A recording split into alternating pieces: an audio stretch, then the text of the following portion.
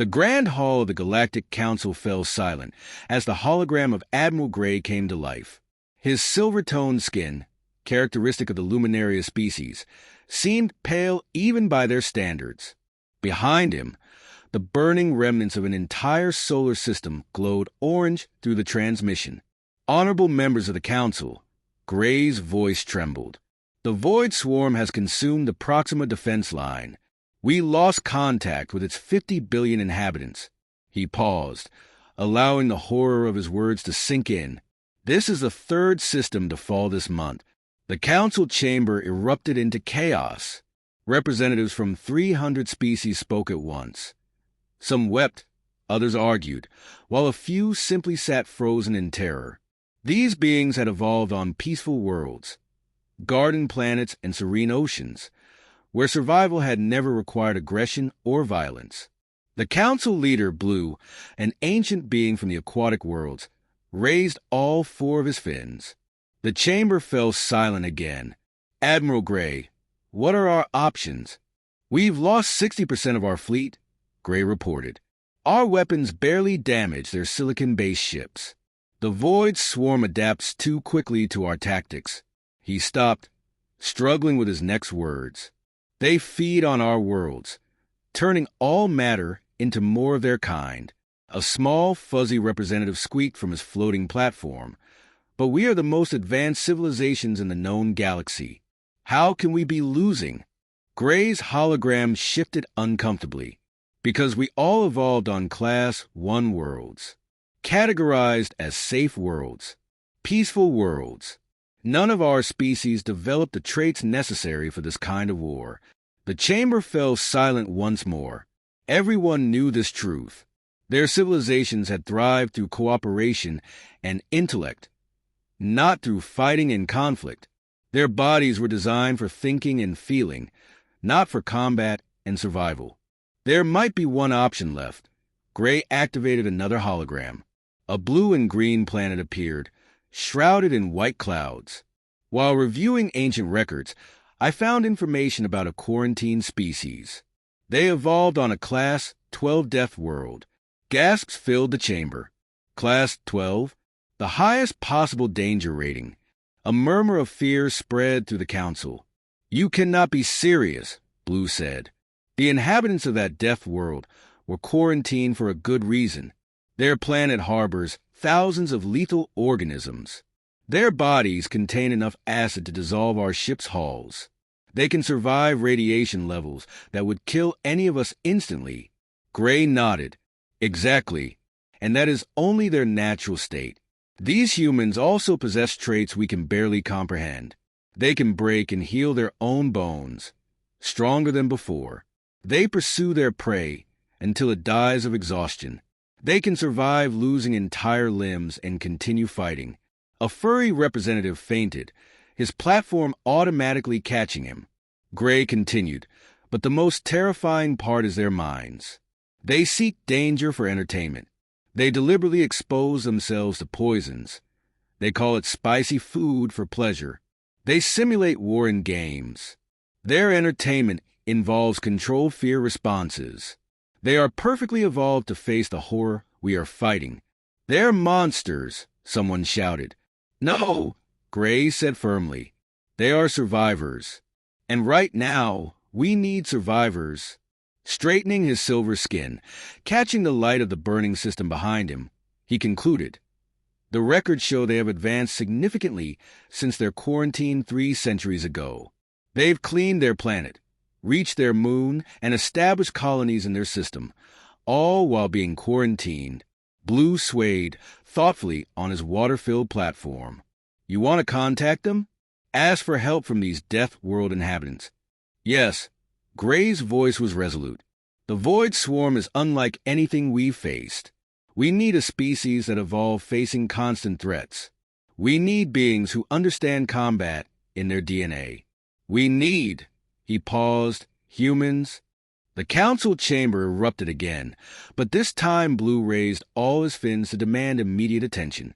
Gray, what you're suggesting is unprecedented. Breaking a quarantine, contacting a Deathworld species, bringing them into galactic society. With all due respect, Gray interrupted, if we don't, there won't be a galactic society left to protect. Behind him, another star system began to darken as the void swarm consumed it. We need their help. We need their strength. Most importantly, we need their hope. They evolved on a world that should have killed them, yet they thrived. If any species can help us fight this threat, it's humans. Blue looked around the chamber and saw the fear on every face. Then he turned back to the hologram of Earth, spinning peacefully in space, harboring the galaxy's only and most terrifying hope. Make the preparations, Blue ordered. We're heading to Earth. Ambassador Reed of the Galactic Council stood at the front of the diplomatic ship as it approached Earth orbit. His silver-skinned hands trembled slightly as he watched the blue planet grow larger. Behind him, the small crew of volunteers from the Council approached nervously. Several species tried to mask their fear as they received a transmission from Earth's Defense Command. The communication officer's bioluminescent points flickered anxiously. Reed nodded and allowed the transmission through. A human face appeared on the main screen. The alien crew flinched involuntarily. The sight of exposed teeth, hardened bone structures covered by thin skin, and those forward-facing predatory eyes triggered deep instincts within their peaceful species. This is General Miller of Earth Defense Command, the human said. You are entering restricted space. Identify yourselves immediately. Reed stepped forward. I am Ambassador Reed of the Galactic Council. We come seeking help on a matter of great importance. The human's expression remained unchanged. The Galactic Council? The same council that quarantined Earth 300 years ago. Yes, Reed admitted, his voice faltering. And we were wrong to do so. We need humanity's help. Laughter erupted from the human, startling the alien crew. It was a sound rare among their species. That's rich. You lock us away because we're too dangerous. And now you want our help. Reed activated a hologram, displaying the destruction caused by the void swarm. This threat is consuming entire systems. Our weapons are useless. Our people are dying. We need, he paused, choosing his words carefully, a Deathworld species. The human's expression shifted subtly, unreadable to read. Human faces were too complex for his species to fully interpret. Land at these coordinates, Miller finally said. We'll talk. Hours later, Reed and his team sat in a conference room at Earth Defense Command. The temperature was uncomfortably high for their species, the gravity slightly too strong. But what truly unnerved them was watching General Miller drink hot coffee, literally consuming heated poison for pleasure. Let me get this straight, Miller said, setting down his cup. You quarantined us because we can eat spicy food, heal broken bones, and survive different gravities, among other things. Reed responded carefully. Your species treats radiation as an inconvenience. You deliberately seek out dangerous situations for amusement. Your bodies contain acids that could kill most council species. You can regenerate damaged tissue and continue fighting after losing blood. Miller leaned back in his chair, a grin spreading across his face. Those are just basic human traits. Wait until you see what we can really do. To prove his point, Miller called in a soldier named James. The human proceeded to perform physical exercises that caused several alien diplomats to faint. He pushed his muscles to exhaustion, sweating toxins and elevating his heart rate for no immediate survival reason. The display was incomprehensible to them. This is nothing, James said, barely out of breath. You should see our combat training. That's exactly what we need, Reed said earnestly. The Void Swarm is unlike anything we've faced. They don't negotiate. They don't retreat. They simply consume and multiply. Sounds like a challenge, Miller said, his grin widening into what humans called a smile, though it didn't always signify happiness. But why should we help your council? You locked us up and called us monsters. Reed looked at his trembling hands.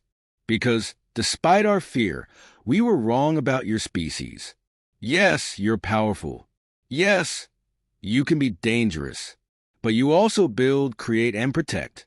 We've monitored your progress. You've cleaned your planet, reached the stars, and advanced your civilization, all while in quarantine. You didn't let our rejection stop you. Miller exchanged a glance with James. You're right about one thing. Humans don't give up easily. It's not in our nature. Then help us, Reed pleaded. The galaxy needs what humans call impossible. We need beings who see overwhelming odds and still fight.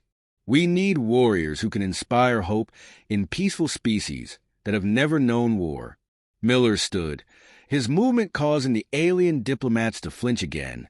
But this time, Reed saw something different in their reactions. Not just fear, but the beginnings of hope. Well, Miller said, I've always wanted to see the galaxy. Let me make some calls. The humans showed the universe what Deathworld inhabitants could truly do. Captain Thomas wiped the sweat from his brow as he finished his morning run around the Galactic Council space station.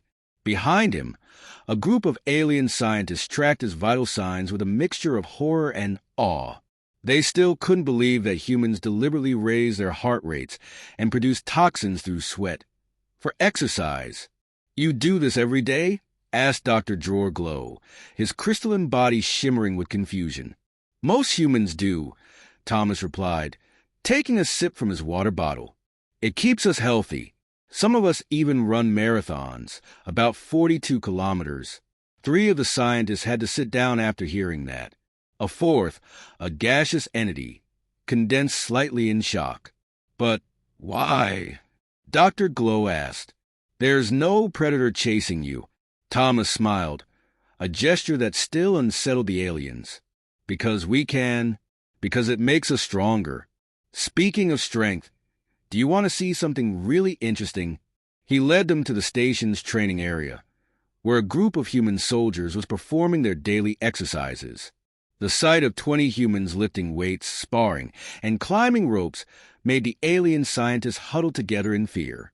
They're deliberately damaging their muscle fibers, one scientist whispered.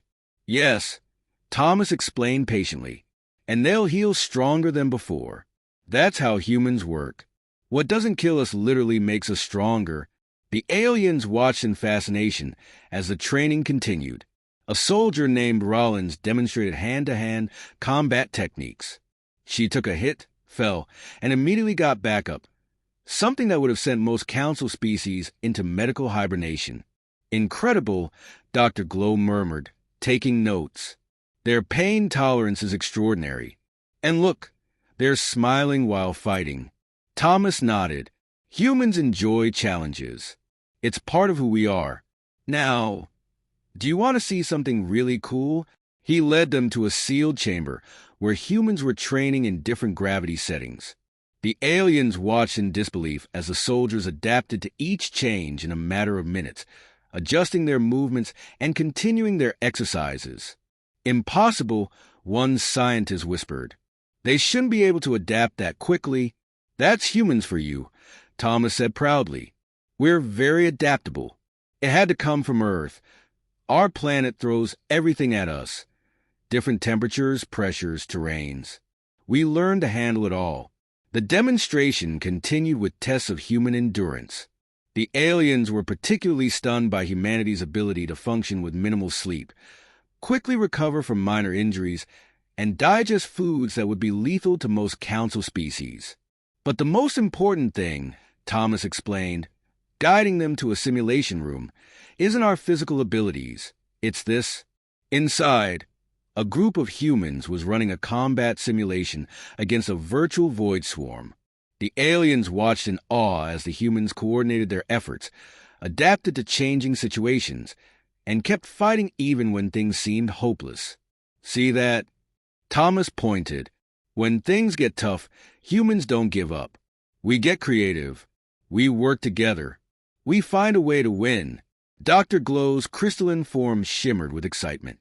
This is exactly what we need against the void swarm. But can you teach our species to be like this? Thomas shook his head. We don't need to make you like us. That's not the point. What we can do is teach you to find your own strength. Every species has something special. Humans are good at finding ways to use those unique traits. He walked to a window overlooking Earth. Look at our planet. It tried to kill us thousands of times. Instead of giving up, we learn from every challenge. That's what humanity can teach the galaxy. Not how to be human, but how to face impossible odds and keep fighting. The aliens joined him at the window, their fears slowly being replaced by something new. Perhaps these strange and resilient Deathworlders really could help them save the galaxy. When do we start? Dr. Glow asked. Thomas smiled. We already have. Every time you look at us and think something is impossible, but then realize it can be done, that's the first step. Now, who's ready to see what humans call extreme training? The aliens glanced at each other nervously, but for the first time, their curiosity outweighed their fear. Lieutenant Maria stood before a mixed group of alien and human soldiers on the training platform of the Galactic Defense Station. The alien troops, representing 12 different species, watched nervously as she paced back and forth. Today, she announced, we will learn about aggression control. She picked up a training staff, causing several aliens to flinch. Don't worry, we'll start slowly. A tall, plant-based alien named Green raised a leaf-like appendage. But, Lieutenant, our species isn't built for combat. We can't match human strength or endurance.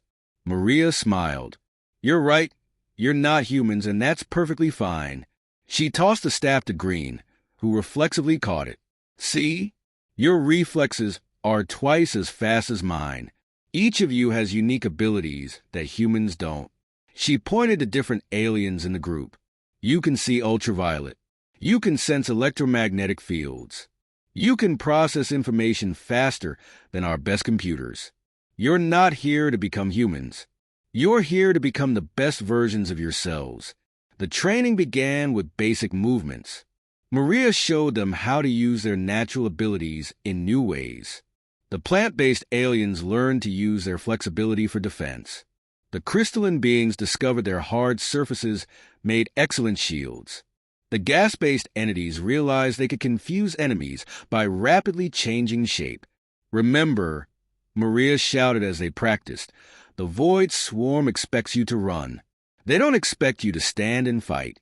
Sometimes, surprise is our best weapon. In another section of the station, Commander Jack worked with alien ship crews. They stood before a massive simulation screen displaying recordings of Void Swarm attacks. Look at this pattern, Jack pointed out. They expect you to follow standard Galactic Council tactics, maintain safe distances, avoid radiation zones, preserve your ships at all costs. He paused the recording. We're going to teach you something different. The alien crews watched in awe as human ships demonstrated new battle strategies. They flew through radiation fields instead of around them, used damaged ships as weapons, and turned weaknesses into strengths. But these maneuvers have a 4% chance of damaging the ship, protested Captain Brick, his bioluminescent points flashing nervously. Jack nodded. True, but they have an 80% chance of success. Sometimes, you have to risk damage to achieve victory. Humans call it calculated risk. Back on the training platform, Maria was teaching her group about teamwork. She paired different species together, showing them how to combine their abilities. A gas-based alien would confuse a target while a crystalline warrior attacked. Plant-based aliens use their flexibility to shield slower but stronger species. Humans aren't special because we're stronger, Maria explained, walking among the training pairs. We're special because we never stop trying. We fall 7 times, we get up 8. That's what we want to teach you. An insectoid alien named Click suddenly succeeded in a difficult defensive maneuver. Instead of retreating in fear when attacked, they stood their ground and redirected the force, just as Maria had taught them. Excellent, Maria applauded. The other aliens stopped to watch. See that? Click just did something their species has never done before. Not because they became human, but because they found their own inner strength. Click's antennae twitched with pride. The feeling was strange, like being afraid but choosing to act anyway. That's courage, Maria explained. and every species can learn it. When the day's training ended, Commander Jack joined Maria to observe the troops. The aliens were tired but excited, chatting about their achievements. Many had done things they'd never thought possible. "They're learning quickly," Jack noted. Maria nodded. They just needed someone to show them it was possible. Humans aren't teaching them to be brave. We're teaching them that they can act despite their fear. "Do you think it will be enough against the Void Swarm?" Jack asked, watching Click demonstrate their new maneuver to their squad mates. The other aliens were copying it, adapting it to their own body types and improving it. "Look at them," Maria said. Yesterday, they could barely stand in a combat stance. Today, they're inventing their own moves. Tomorrow, she smiled, tomorrow they'll show the Void Swarm what happens when you push peaceful beings too far. In the distance, the aliens continued practicing their movements, growing more confident with each passing moment. The impossible was becoming possible, one small victory at a time. Red lights flashed across the combined fleet as the Void Swarm appeared on the edge of the Sentai system. Commander Jack stood on the bridge of the flagship, surrounded by a crew of humans and aliens. This was the moment they had trained for. Multiple hostile contacts, Click reported, their antennae twitching as they monitored the sensor readings. "At least 300 swarm ships are approaching." Jack nodded calmly. "Just as we practiced. Green Squadron, take position in the radiation belt. Crystal Team, form your shield wall." The alien crews moved with newfound confidence. Months of training with humans had changed them. They were still afraid, but now they knew how to use that fear. "The Void Swarm is launching its first wave," Click announced. "They're using their standard consumption pattern." Jack smiled. "They're expecting the old Galactic Council tactics. Let's show them something new. Lieutenant Maria, is your strike team ready?" Ready and eager, Maria's voice crackled over the communicator. Her mixed fleet of human and alien ships waited hidden behind a nearby moon. The gas-form pilots are especially excited to test their new maneuver. The Void Swarm approached like a dark cloud of mechanical locusts, their silicon-based ships glowing with a harsh metallic light. They moved in their usual pattern, expecting the alien ships to retreat to safe distances. Instead, they encountered something entirely different. Green Squadron burst from the radiation belt, their plant-based ships now covered in special shields designed by human engineers. They scattered the swarm's front line, their superior speed and reflexes allowing them to evade the deadly particle beams. "They're responding as predicted," Click reported excitedly, breaking formation to pursue the Crystal Team. "Now," Jack commanded. The crystalline ships moved into position, their reinforced hulls forming a massive reflective wall. When the swarm fired their energy weapons, the crystals didn't just block the beams, they reflected them, turning the swarm's own firepower against them. "Maria, you've got your opening," Jack said. Maria's strike force emerged from behind the moon, led by the gas-based pilots. The gaseous aliens had learned to shift their forms quickly, making them nearly impossible to target. They created chaos within the swarm's ranks, while the human ships targeted critical points with devastating precision. "We've breached their defense line," Maria reported. Moving to Phase 2, the swarm tried to adapt but encountered tactics they had never faced before.